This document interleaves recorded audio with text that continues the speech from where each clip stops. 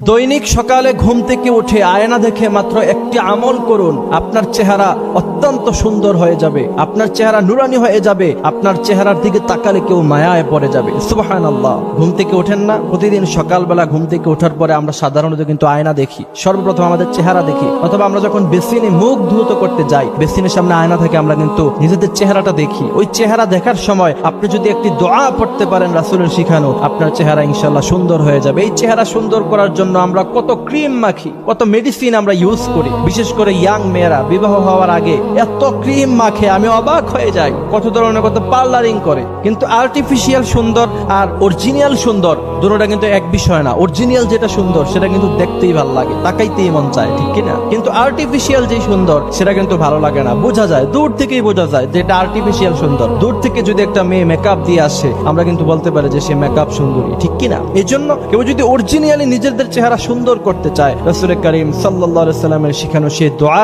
যখনই আপনি আয়না দেখবেন তখনই আপনি পড়বেন। ইনশাআল্লাহ এই আমল নিয়মিত করতে থাকলে দেখবেন চেহারার মধ্যে এক ধরনের লাবণ্যতা চলে এসেছে, এক ধরনের মায়া চলে এসেছে। বিশেষ করে মুসলমানরা যখন বুড়ো হয়ে যায়, চুলগুলি পেকে যায়, দাড়িগুলি পেকে যায়, চামড়া যখন কুচকে যায়, তখন কিন্তু দেখবেন তাদের চেহারা তখনও এক ধরনের একটা মায়া লাগে, যেটা অন্যান্য ধর্মের মানুষদেরকে কিন্তু লাগে না। কারণ কি? তাদের চেহারার মধ্যে একটা লাবণ্য থাকে, একটা মায়া থাকে, নুরানি চেহারা হয়ে যায়। এর জন্য প্রিয় ভাইয়েরা আমার, আমরা এই আমলটি করব। সুন্দর হওয়া এটা খারাপের কিছু না। রাসূল করিম সাল্লাল্লাহু আলাইহি ওয়াসাল্লাম পৃথিবীর সবচেয়ে সুন্দর মানুষ ছিলেন। হযরত সুলাইমান আলাইহিস সালাতু ওয়াস সালাম পৃথিবীর সবচেয়ে সুন্দর মানুষগুলির মধ্য থেকে অন্যতম সুন্দর মানুষ ছিলেন, যার জন্য মিশরের এমপি মন্ত্রীর বউয়েরা লেবু কাটতে গিয়ে নিজেদের হাত কেটে ফেলেছিলেন। আমার ভাইয়েরা, আর বলা হয়েছে মুহাম্মদ সাল্লাল্লাহু আলাইহি ওয়াসাল্লামকে যদি মিশরের ওই সমস্ত নারীরা দেখতো, হাত কাটার বদলে নিজেদের কলিজাটাই তারা কেটে ফেলতো। সুবহানাল্লাহ বিহামদিহি সুবহানাল্লাহিল আযীম। এই জন্য আমলটি হচ্ছে সকালবেলা ঘুম থেকে ওঠার পরে যখন আয়না দেখতে যাবেন, আপনারা পড়বেন রাসূলের শিখানো সেই দোয়া,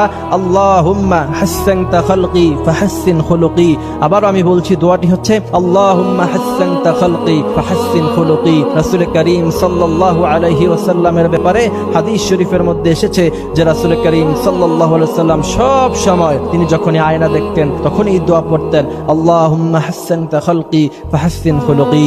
এবং আরেকটি দোয়া আপনারা পড়তে পারেন, ফাতাবারাকাল্লাহু আহসানুল খালিকিন। আমি আপনাদেরকে আবারও বলছি, ফাতাবারাকাল্লাহু আহসানুল খালিকিন। এই আয়াতের অর্থ হচ্ছে আল্লাহ